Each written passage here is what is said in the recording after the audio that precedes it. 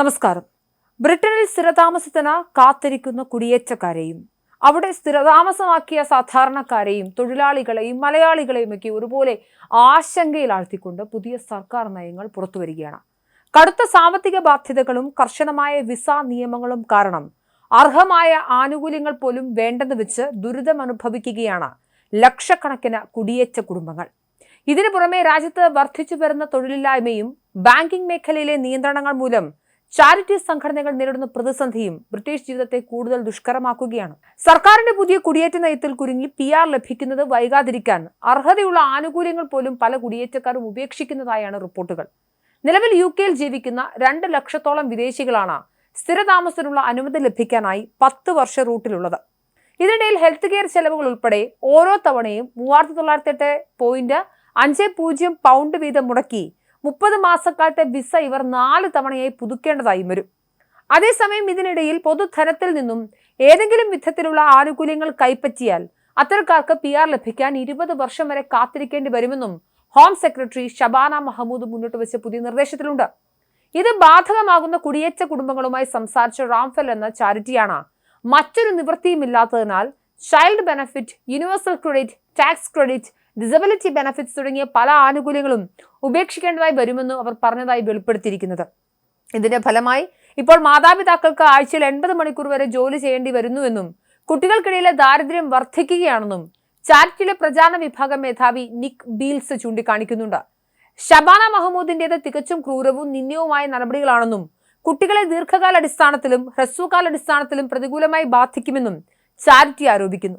മഹമൂദിന്റെ നടപടികളുമായി ബന്ധപ്പെട്ട് നടന്ന കൺസൾട്ടേഷൻ ഫെബ്രുവരി 12 അവസാനിച്ചിരുന്നു.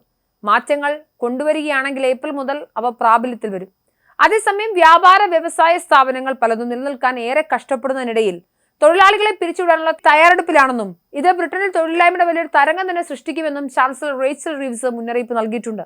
ഔദ്യോഗികമായി തന്നെ തൊഴിൽ നഷ്ടപ്പെടാൻ സാധ്യതയുള്ളവരുടെ എണ്ണത്തിൽ ജനുവരിയിൽ 29% വർധനമാണ് ഉണ്ടായിരിക്കുന്നതെന്ന് ഓഫീസ് ഫോർ നാഷണൽ സ്റ്റാറ്റിസ്റ്റിക്സിന്റെ പുതിയ കണക്കുകൾ വെളിപ്പെടുത്തുന്നു. വിതരണം, ഹോട്ടൽ, റെസ്റ്റോറന്റുകൾ എന്നിവയാണ് പ്രതിസന്ധി ഏറ്റവും അധികം ബാധിച്ചിരിക്കുന്നത്. ഹൈസ്ട്രീറ്റ് ചില്ലറ വിൽപ്പനക്കാരും അതിഥി സൽക്കാര മേഖലയും പ്രതിസന്ധിയിലാണ്. ഈ മേഖലയിൽ തൊഴിൽ നഷ്ടപ്പെടുന്നവരുടെ എണ്ണത്തിൽ 272% വർധനവാണ് ഉണ്ടായിരിക്കുന്നതെന്നും ONS റിപ്പോർട്ടിൽ ചൂണ്ടിക്കാട്ടുന്നു.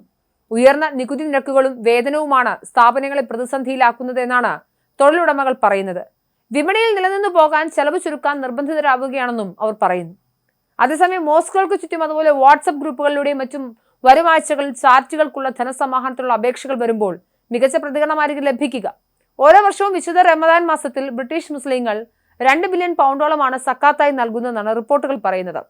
എന്നാൽ ഇത് പൂർണ്ണമായി ഉപയോഗപ്പെടുത്താൻ കഴിയാത്ത സാഹചര്യമാണെന്നും ചാരിറ്റികൾ പറയുന്നു. അമേരിക്ക, ബ്രിട്ടൻ, യൂറോപ്യൻ സർക്കാരുകൾ ധനസഹായങ്ങൾ വെട്ടിക്കുറച്ചതിനാൽ സക്കാത്തായി ലഭിക്കുന്ന പണം വിദേശങ്ങളിലേക്ക് അയക്കാൻ കഴിയാതെ വരികയാണ്. UK ആസ്ഥാനമായ മുസ്ലിം ചാരിറ്റീസ് ഫോറം പറയുന്നത് 3-2 മുസ്ലിം ചാരിറ്റികളും ബാങ്ക് അക്കൗണ്ട് തുറക്കുന്നതിൽ പ്രശ്നം നേരിടുന്നുവെന്നാണ്. 42% ബാങ്കിംഗ് സേവനം പൂർണ്ണമായും പിൻവലിച്ചിരിക്കുകയാണ്. ബാങ്കിംഗ് പ്രശ്നങ്ങൾ കാരണം മനുഷ്യത്വപരമായ പല പദ്ധതികൾക്കുള്ള പണം വൈകുകയാണെന്നും ഒട്ടുമിക്ക ചാരിറ്റികളും പറയുന്നു. കള്ളപ്പണം വെളുപ്പിക്കുന്നതും തീവ്രവാദികൾക്ക് ധനസഹായം നൽകുന്നതും തടയുന്നുള്ള നിയമങ്ങൾ കൂടുതൽ കർക്കശമാക്കിയതോടെ കൂടുതൽ പ്രശ്നങ്ങൾ പെടാതിരിക്കാൻ ബാങ്കുകൾ മുൻകരുതൽ എടുക്കുകയാണ്. ചില ബാങ്കുകൾ സംഘർഷങ്ങളും ദുരന്തങ്ങളും നടക്കുന്ന രാജ്യങ്ങളിലേക്ക് പണം നേരിട്ട് അയക്കുന്നത് പോലും ഒഴിവാക്കുന്നുണ്ട്. വൻ ദുരന്തങ്ങൾ നടക്കുന്ന സുഡാൻ തന്നെ ഒരു ഉദാഹരണമായി MCF ചീഫ് എക്സിക്യൂട്ടീവ് ഫാദി ഇറ്റാനി ചൂണ്ടിക്കാട്ടുന്നുണ്ട്. ഇവിടേക്ക് പണം അയക്കാൻ സഹായിക്കുന്ന ഒരു ബാങ്ക് കണ്ടെത്താൻ ഏറെ ക്ലേശിക്കേണ്ടി വരുമെന്നാണ് അദ്ദേഹം പറയുന്നത്. ഈ ബാങ്കിംഗ് നയങ്ങളെ ഏറ്റവും അധികം പ്രതികൂലമായി ബാധിക്കുന്നത് മുസ്ലിം ചാരിറ്റി സംഘടനകളെയാണ്. മൊത്തത്തിൽ ബ്രിട്ടനിൽ വലിയ പ്രതികൂലമായ അവസ്ഥയാണുള്ളത്. എന്തായാലും മലയാളികളടക്കമുള്ള ആളുകൾ ഇത് ബാധിക്കുന്നുണ്ട്. പരിചയത്തിലുള്ള ആളുകൾ തന്നെ ജോലി നഷ്ടപ്പെട്ടതിനെക്കുറിച്ചും ജോലി കിട്ടാനില്ലാത്തതിനെക്കുറിച്ചും വിസ എക്സ്റ്റെൻഡ് ചെയ്യുന്നതിനെക്കുറിച്ചും അവർക്ക് PR ലഭിക്കാത്ത കഷ്ടപ്പാടുകളെക്കുറിച്ചും നാട്ടിലെ കടത്തെക്കുറിച്ചും ഒക്കെ പറയുന്നുണ്ട്. എന്തായാലും കാര്യങ്ങൾ അത്ര ശുഭകരമല്ല എന്നുള്ളതാണ് ലഭ്യമാകുന്ന റിപ്പോർട്ടുകൾ.